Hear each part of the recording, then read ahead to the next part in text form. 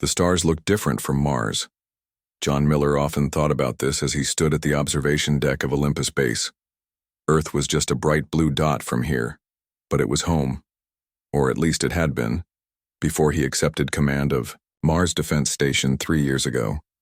The year was 2157, and humanity had spread throughout the solar system. Moon bases, Mars colonies, mining operations in the asteroid belt, and research stations orbiting Jupiter and Saturn. It wasn't much compared to what science fiction had once promised, but John felt proud of what humans had accomplished. His wrist, communicator buzzed. "Captain Miller, please report to command immediately." John frowned. Command calls at 300 hours were never good news. He took one last look at the stars and headed to the elevator. When John arrived at command, he found Colonel Susan Carter already there. Susan was Earth's leading xenobiologist, and she wasn't supposed to be on Mars. Something was very wrong. "Captain Miller," Colonel William Peterson greeted him. Peterson ran Olympus Base with military precision. Approximately 1 hour ago, our deep space sensors detected a massive object entering the solar system. John's heart skipped a beat. "Asteroid?" "No," Peterson said grimly. "It's slowing down. Current speed suggests artificial propulsion. We're looking at a vessel, Captain. A big one." The room fell silent.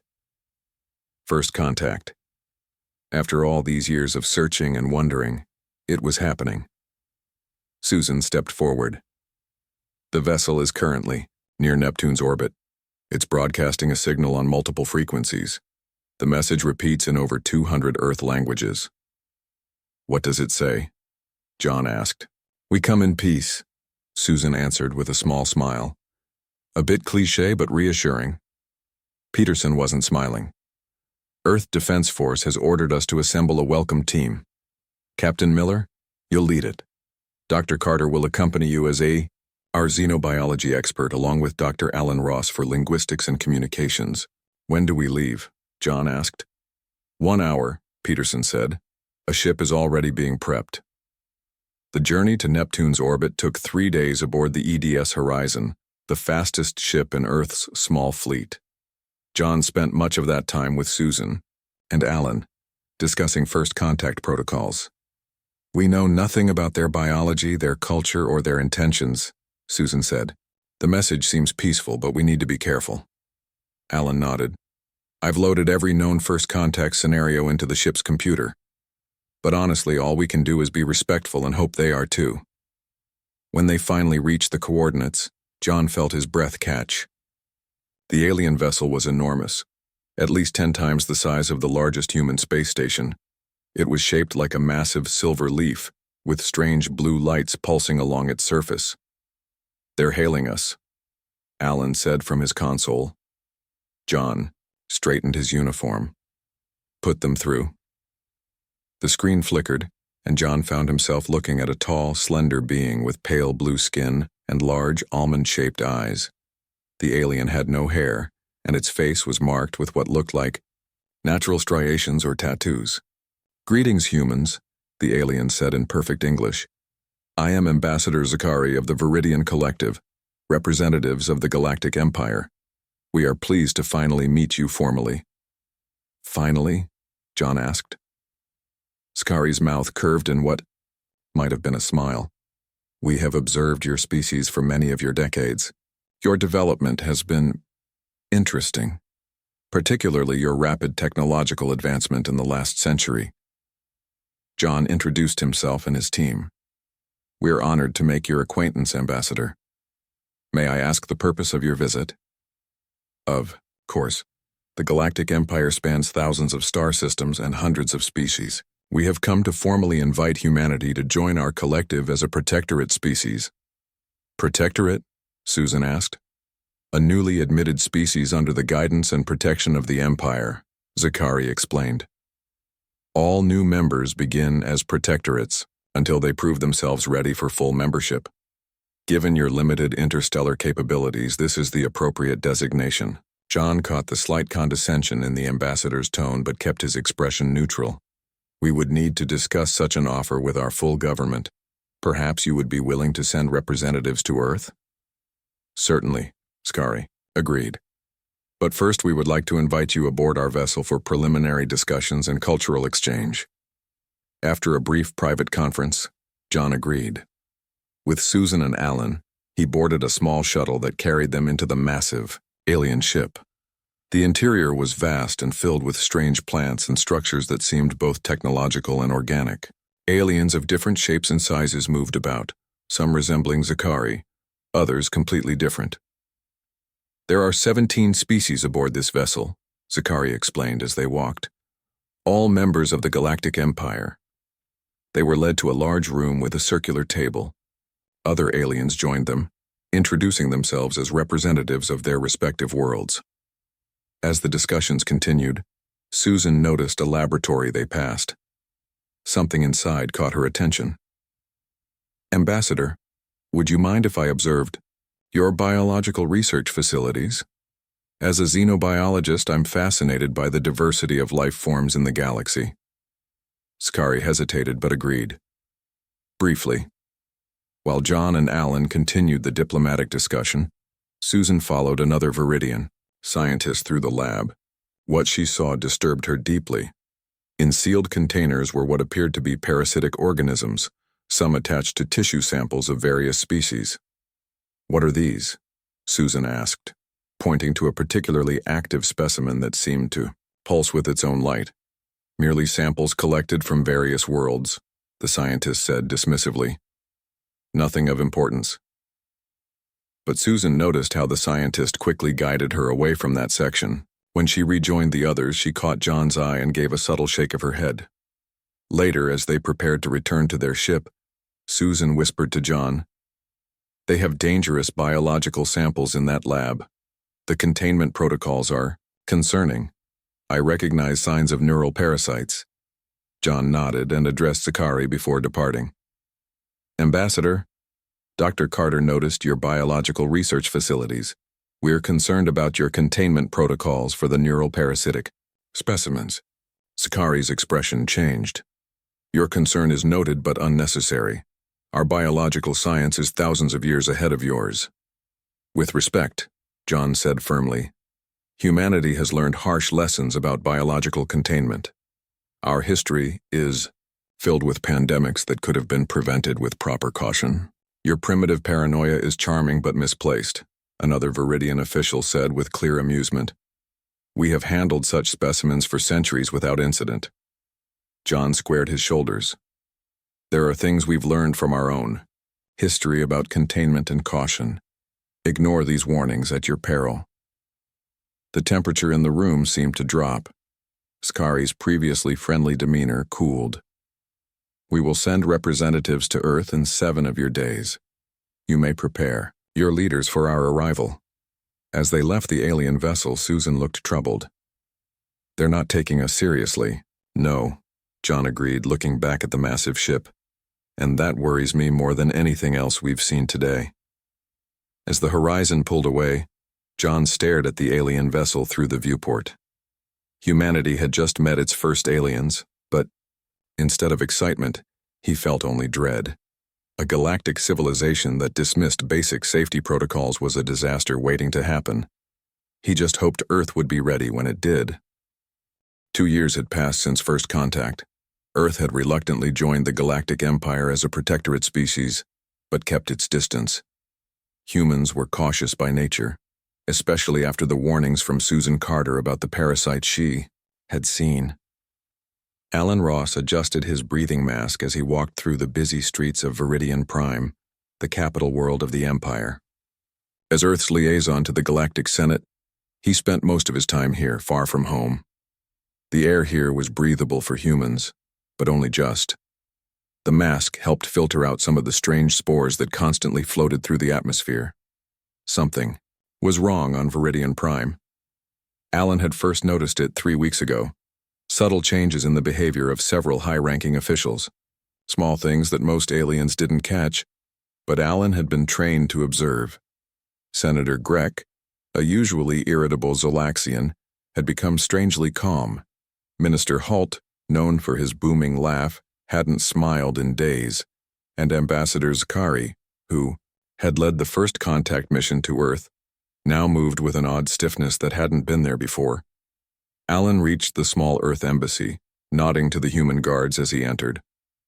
Inside, he went straight to his secure communication room and locked the door. "Connect to Earth Defense Force Priority Channel," Alan said to the computer. After a moment, Lisa Patel's face appeared on screen. She was the head of Earth's Biodefense Division and one of the few people Alan trusted completely. "Ross reporting," he said without preamble. "I've gathered more evidence. The parasite Susan identified 2 years ago. I think it's spreading through the Senate." Lisa's expression remained neutral, but her eyes narrowed slightly. "Send me what you have." Alan uploaded his observations, medical scans he had secretly taken, and behavioral analyses of 23 officials he suspected were infected. "The physical signs are subtle," he explained. "Slight changes in posture, minor speech pattern alterations, and small behavioral shifts. But together, they paint a concerning picture." Lisa reviewed the data quickly. "This matches what we feared. The parasite appears to be neurological, affecting higher brain functions while leaving hosts operational. The infected can still function in society, but with altered priorities and behaviors. And the Empire continues to ignore our warnings about containment," Alan said bitterly. "They've expanded to 17 new worlds in the past year alone, without proper screening protocols." Lisa nodded grimly. "Our attempts to address the Galactic Senate have been blocked 3 times now.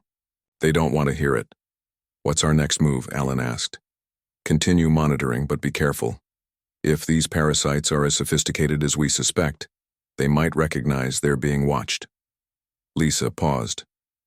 "And Alan, prepare for extraction, if necessary. I don't like how quickly this is spreading." Alan ended the call and sat back in his chair. Outside his window, the 3 moons of Viridian Prime glowed softly in the evening sky. It was beautiful here, in its alien way. He wondered how much longer that beauty would last. 3 days later, Alan was woken by his emergency alert system. He grabbed his communication pad and saw the news. Space Station Orlex, a major trading hub, had gone dark after reports of violence. Over 6,000 beings were stationed there. Alan dressed quickly and rushed to the Galactic Senate building, where an emergency session had been called. The Grand Chamber was in chaos when he arrived, with representatives shouting questions and demands. High Chancellor Voss, the head of the Galactic Senate, raised his 4 arms for silence. "We have confirmed that Station Orlex has been destroyed. Initial reports suggest a terrorist attack, possibly by separatist elements." Alan watched the Chancellor carefully. His movement seemed rehearsed. His voice lacked the emotional inflection it should have had when announcing such a tragedy. A representative from the Novan Confederation stood. "We demand an investigation. Our sources indicate unusual behavior from station personnel in the days before the attack." "An investigation is already underway," Chancellor Voss said smoothly. "Now we must move to more pressing matters. The expansion schedule to the Sagittarius sector must continue on schedule." Alan couldn't believe what he was hearing. Thousands dead, and the Senate was moving on to colonization schedules. He looked around the chamber and saw that many representatives appeared confused by this abrupt change of topic. But others, the ones Alan had been watching, nodded in agreement. Later, that day, Alan sent an encrypted message to Earth. "Situation deteriorating. Parasite influence stronger than estimated. Station Orlex incident being covered up. Request immediate consultation." The response came quickly. "Return to Earth Embassy. Prepare for full briefing." When Alan arrived at the embassy, he found John Miller waiting for him. The captain had aged in the past 2 years. His hair now streaked with gray, but his eyes were as sharp as ever. "Captain Miller," Alan said, surprised. "I didn't know you were on Viridian Prime." "Just arrived. Special envoy from Earth Defense Force." John gestured to a secure room. "We need to talk." Once inside, John activated the room's security protocols. "The situation is worse than we thought. We've been analyzing reports from across the Empire. The Orlex incident wasn't isolated. There have been smaller outbreaks on at least 7 worlds." Alan felt cold. "And the Empire is covering it up?" "Yes. But that's not all. John pulled up a holographic display showing a star map. We've been tracking unusual ship movements. Infected. Worlds are sending diplomatic missions to uninfected worlds. We believe they're deliberately spreading the parasite. Why would they do that? Alan asked. We don't know the parasite's ultimate goal yet, but it's clear the Empire won't admit there's a problem. John's face was grim. Earth has made a decision. We're implementing full quarantine protocols. No Imperial ships will be allowed in Earth space starting tomorrow. Alan stared at him. The Empire will see that as an act of rebellion. Maybe, but we can't risk infection. John handed Alan a data chip. This contains our latest detection technology. We need you to get it to our allies on Kelnar and Proxima Centauri colony. Alan took the chip. What about evacuation? There are thousands of humans throughout Imperial space. Commander Kevin Wright has already ordered all Earth ships to return home. We're giving them 48 hours before we close the borders. John put a hand on Alan's shoulder. This is going to get worse before it gets better. The next day, Earth's ambassador Diane Morris addressed the Galactic Senate for what would be the final time. Alan stood behind her, watching the faces of the senators. How many were still themselves? How many were already lost?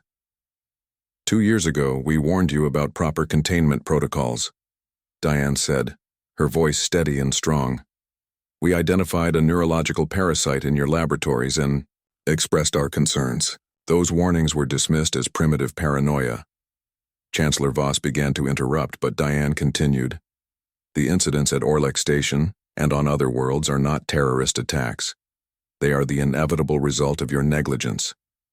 Earth hereby announces the complete closure of our borders to all Imperial traffic until proper screening protocols are established. The chamber erupted in angry shouts and threats. Diane turned and walked out, head held high, with Alan and the rest of the Earth delegation following. We warned them, Alan said quietly as they left the Senate building for the last time. Diane nodded. Now we must protect ourselves from their arrogance. As their shuttle lifted off from Viridian Prime, Alan looked down at the gleaming city below. In the 2 years he'd spent here, he'd grown to respect many of the Empire's achievements. But now he wondered how many of those shining towers would still be standing when the parasite finished its work. Earth was going dark, cutting all communications with Imperial worlds. They would continue to monitor from afar, but for now, humanity would stand alone against the coming storm. 6 months had passed since Earth closed its borders. The Galactic Empire had called it an overreaction. They blamed terrorism for the growing number of violent incidents across Imperial space, but humanity knew better. Kevin Wright stood at the command center of Lunar Defense Station Alpha, watching the holographic display of the solar system. As commander of the Human Defense Fleet, he had spent the last 6 months preparing for the worst. Another distress signal, reported his communications officer. Imperial transport ship requesting emergency docking at Mars colony. Kevin shook his head. Denied. Standard response. The officer nodded and sent the automated message. Due to quarantine protocols, no Imperial vessels are permitted in Earth space. Emergency supplies can be delivered at the designated drop point beyond Pluto's orbit. These requests came daily now. At first, they had been angry demands from Imperial officials.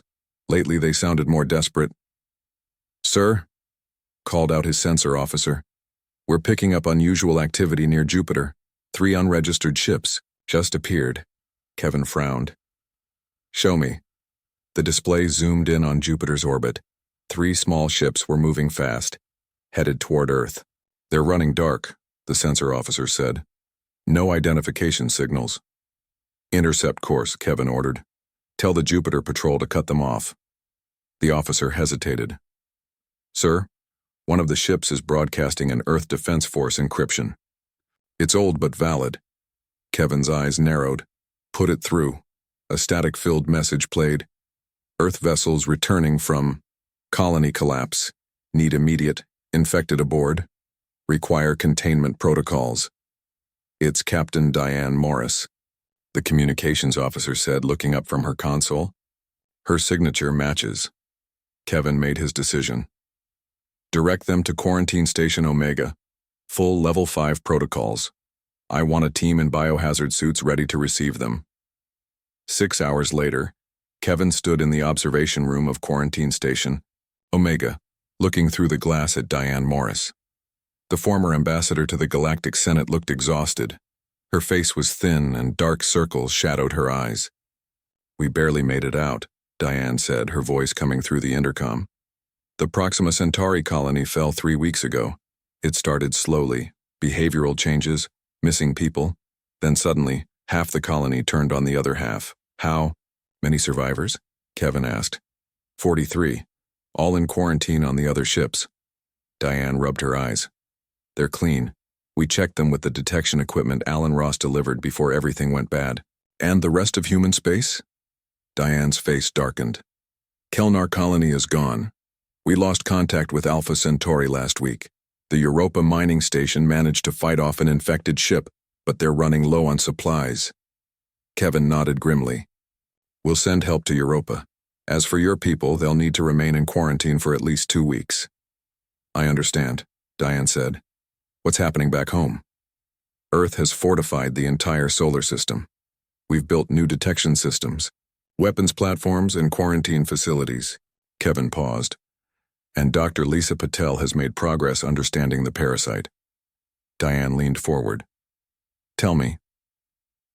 Later that day, Kevin met with Earth's Leadership Council in the Underground Command Center, beneath what used to be Geneva.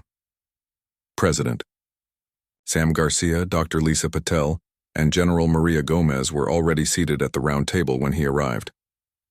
Ambassador Morris's report confirms our worst fears, Kevin began. Human colonies outside our solar system are falling. The parasite infection is spreading faster than we anticipated. Lisa nodded, pulling up data on the table's holographic display. The samples from Proxima Centauri match what we suspected. The parasite attacks the brain's frontal lobe first, altering decision-making and emotional responses while leaving knowledge and skills intact. Which makes the infected dangerous, Maria noted. They can still operate ships, weapons, and infrastructure. Exactly, Lisa continued. In later stages, the parasite forms a network between hosts, creating a hive mind. The Proxima survivors reported that infected colonists seem to coordinate without speaking. President Garcia looked grim. What's happening in the rest of the Empire? Kevin activated the long-range observation data. Peter Clark has been leading our monitoring effort. His team has documented Imperial worlds going dark one by one. The display showed a map of the Galactic Empire. Nearly a third of the dots representing Imperial worlds were red. Red indicates confirmed infection or communication. Blackout, Kevin explained. Yellow shows worlds with reported incidents but still under Imperial control. That's nearly 30% of the Empire, Garcia said quietly. And growing, Kevin added. The parasite is strategic. It targets leadership, military facilities, and communication hubs first. Lisa pointed to several green dots scattered around the map. These worlds have implemented their own quarantines after seeing what happened to Earth. Some are even using protocols similar to ours. Too little, too late, Maria muttered. Perhaps, Lisa acknowledged.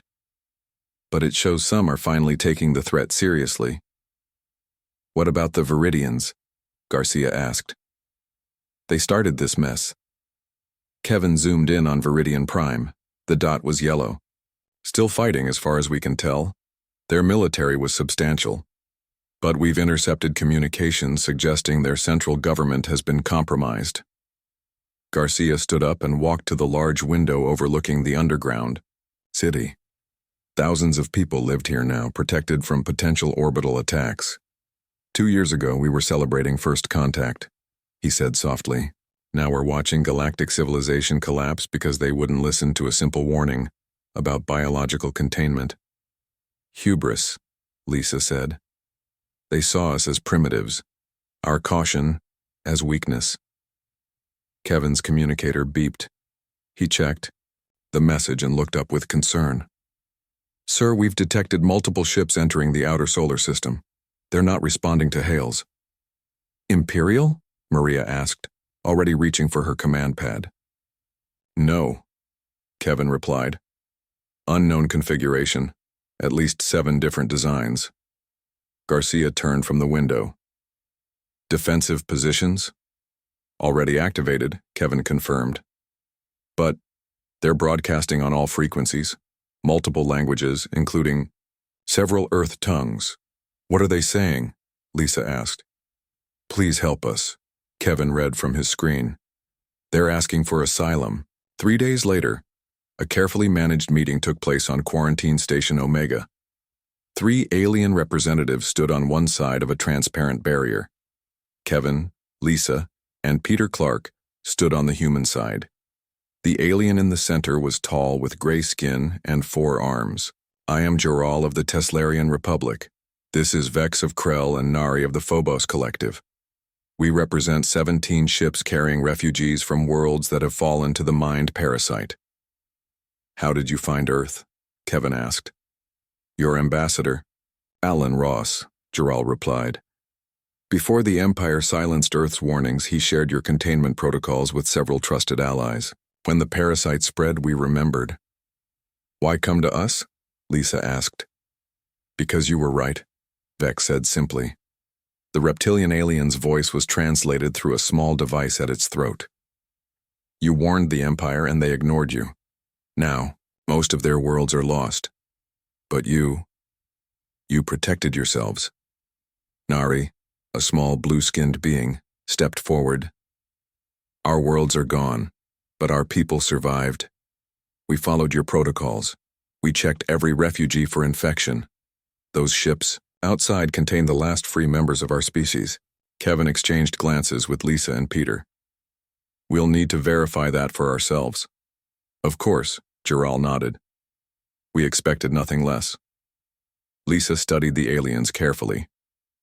Some species may be naturally immune or resistant to the parasite.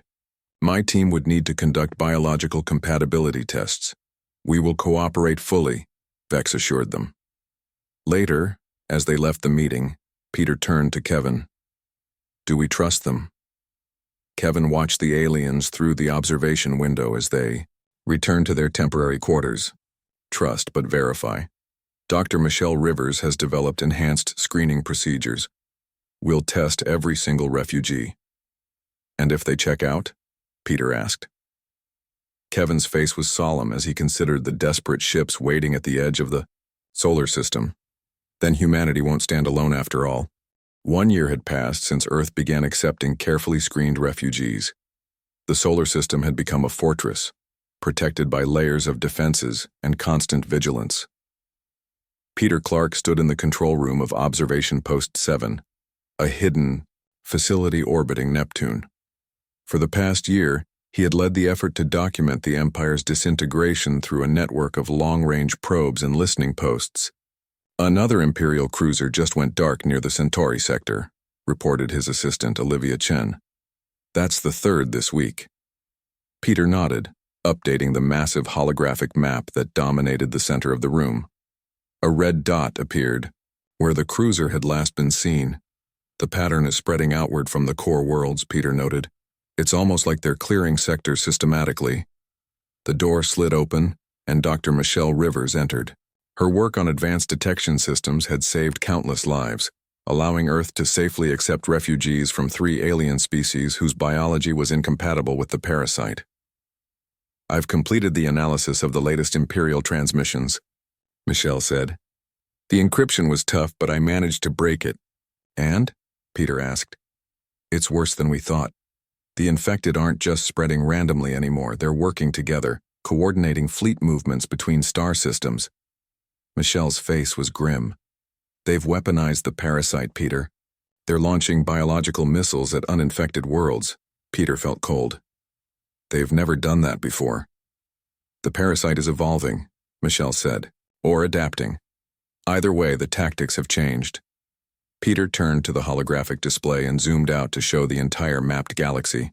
The red dots that indicated infected worlds had nearly doubled in the past 3 months. We need to inform the Council, he said. 2 hours later, Peter and Michelle stood before Earth's leadership in the underground command center. President Garcia, Dr. Lisa Patel, Commander Kevin Wright, and representatives from the 3 refugee species listened as they delivered their report. The Empire as we knew it no longer exists, Peter concluded. What we're seeing now is a coordinated parasite network using Imperial resources to expand. Joral, the 4-armed Teslarian who had become the unofficial leader of the Refugee Alliance, spoke up. Have they attempted to breach the solar system? 3 times in the past month, Kevin answered. Scout ships testing our defenses. We destroyed them before they could report back. But they'll keep coming, Lisa said, and in greater numbers. President, Garcia looked around the table. Options? We continue to fortify, Kevin suggested. The defensive grid around Jupiter is almost complete. When finished, it will double our early warning time. That's just buying time, Michelle pointed out. We need a more permanent solution. Lisa activated her data pad. My team has been studying the parasite samples from the Proxima Centauri survivors. We've identified a potential weakness in its neural binding mechanism. The room grew quiet as everyone focused on Lisa. The parasite creates a psychic link between hosts, she explained. But this link requires energy, specifically, a type of electromagnetic resonance in the host's brain. If we could disrupt that resonance, we could break the connection, Michelle finished, her eyes widening. Theoretically, Lisa cautioned, we haven't tested it yet. How would we deploy such a disruption? Garcia asked. That's the problem, Lisa admitted. It would require close proximity to infected individuals. We'd need to get our technology onto infected worlds. Joral leaned forward. My people were known for stealth technology before our world fell. Perhaps we could modify our remaining ships. It's worth exploring, Garcia nodded. Dr. Patel, work with Joral's engineers. See what you can develop. As the meeting concluded, Peter received an urgent message on his pad. He quickly read it and called for attention. We just intercepted a distress signal from a Viridian science vessel. It claims to have escaped from Viridian Prime with uninfected scientists aboard. Kevin frowned. Could be a trap. Possibly, Peter acknowledged. But they're broadcasting on a frequency Alan Ross established for emergency communications, and they're requesting our specific quarantine protocols by name. Where are they? Garcia asked. Just entered the Kuiper Belt, Peter reported. They're maintaining distance as requested in our automated response. Garcia looked to Kevin. Your call, Commander. Kevin thought for a moment. Full quarantine protocols. We'll send a drone to deliver our most advanced detection equipment. If even one person aboard shows signs of infection, we destroy the ship. 3 days later, Peter stood with Kevin and Lisa in the observation room of Quarantine Station Gamma, watching as the Viridian scientists underwent testing. There were 7 of them, all showing signs of exhaustion and stress. Their preliminary scans are clean, Lisa reported, studying the data. No signs of parasitic infection. I want to speak with their leader, Kevin said. Soon, a female Viridian stood on the other side of the transparent barrier. Unlike Ambassador Zakari from their first contact, this Viridian skin was darker blue, with fewer facial markings. I am Dr. Nalara, she said, Chief Biologist of the Viridian Science Academy, or what's left of it. What happened to your world? Kevin asked directly. Nalara's large eyes seemed to dim. It fell 2 months ago. The parasite had infected nearly 60% of the population before anyone realized what was happening. By then it was too late. How did you escape? Lisa asked. Our research team was off-world when the final collapse occurred. We were on our science vessel, studying a gas giant in a nearby system. Nalara paused. When we returned, we found Viridian Prime under complete parasite control. Ships were being sent to other worlds. Military vessels were firing on any craft attempting to leave. And the Imperial Senate? Peter inquired. Gone. Either dead or infected. Nalara's voice grew, quieter. We monitored communications for weeks while hiding in the system's asteroid field. The parasite isn't just controlling people anymore. It's transforming them. Later stage infected have physical changes, Enhanced strength, altered nervous systems. Lisa exchanged alarmed glances with Peter. There's something else you should know, Nalara continued. Before our escape, we managed to access the Central Science Archives. The parasite, it wasn't a new discovery. Kevin stepped closer to the barrier. What do you mean? The Viridian Collective found this organism 300 years ago on an uncharted world in the Scorpius sector. They recognized it was dangerous, but kept samples for study. Nalara's face showed shame. When your scientists warned us about proper containment, we should have listened. The archives showed multiple containment breaches over the centuries, all covered up by the government. Peter felt anger rising in his chest. You knew? All this time your people knew how dangerous it was? Not all of us, Nalara insisted. The information was classified. Most scientists had no idea. She looked down. But yes, some knew. And they did nothing. Lisa turned to Kevin. If what she's saying is true, the original parasite world might hold answers. Perhaps natural predators or environmental factors that kept the organism in check. Kevin nodded slowly. We'll need to verify her story first. Of course, Nalara agreed. I've brought the archive data, everything we managed to save. As they left the quarantine station, Peter walked silently beside Kevin and Lisa. What are you thinking? Lisa finally asked him. Peter's expression was determined. I'm thinking that for the first time since this nightmare began, we might have a chance to do more than just hide behind our defenses. Kevin nodded. If we can find the parasite's homeworld, we might find its weakness, Lisa finished. The solar system continued its vigilant watch as the red dots on Peter's map spread across the galaxy. But now, for the first time in over a year, there was a glimmer of hope. 5 years had passed since first contact. The once mighty galactic empire lay in ruins. Only isolated pockets of uninfected civilizations remained, scattered across the stars like islands in a vast, dangerous ocean. Earth had emerged as the center of a new alliance of survivors, with humanity's biological screening protocols becoming the foundation of interstellar relations. Captain Frank Lopez stood on the bridge of the Earth vessel Defender, looking out at the strange world below. After months of careful planning and preparation, they had finally reached their destination, Nexus 9, the suspected origin world of the parasite. Scans complete, Captain, reported his science officer, Ellie Burton. The atmosphere is toxic, to humans, but within acceptable parameters for our environmental suits, Frank nodded. Any signs of technology or artificial structures? Nothing obvious, Ellie replied. But there are unusual energy readings from the northern continent, possibly underground structures. Frank turned to his security chief, Greg Mason. Prepare the landing team. Full biohazard protocols. No one takes any risks down there. An hour later, Frank led a team of 12 specialists to the surface. They landed near the energy readings Ellie had detected. The landscape was alien and unsettling. Strange purple vegetation covered the ground while thick mist limited visibility to about 50 meters. The sky above was a sickly yellow-green. Spread out, Frank ordered. Standard search pattern. Stay in visual contact.